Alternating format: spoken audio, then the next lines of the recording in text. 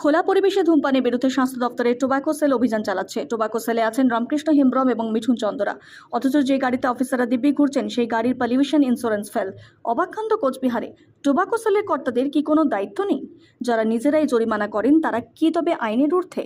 তাদের স্বাস্থ্য দপ্তরের আধিকারিকরা এমন গাড়ি চড়ে শহরের মধ্যে ঘুরে ফাইন করছেন, সেই গাড়িটির বৈধ কাগজ নেই। এমন গাড়িতে চেপে কার্যত টোবাকো সেলের কর্তারা কি করে ঘুরছেন? এই আধিকারিকরা কি নিজেরাই নিয়মকে তোয়াক্কা করছেন না? কোচবিহার শহরে হানা দিচ্ছে টোবাকো সেল, তবে চোখের আড়ালেই চলছে ধূমপান। সেলের কর্তারা নিজেদের ইচ্ছামতো বসিয়ে যাচ্ছেন জরিমানা। কাউকে জরিমানা করছেন 200 টাকা, আবার কখনো তার জরিমানা করছেন 50 টাকাও। একই আইনে কেন এমন ভেদাভেদ তা নিয়ে টোবাকো সেলের কর্তাদের ভূমিকায় প্রশ্ন উঠছে কোচবিহার শহরে।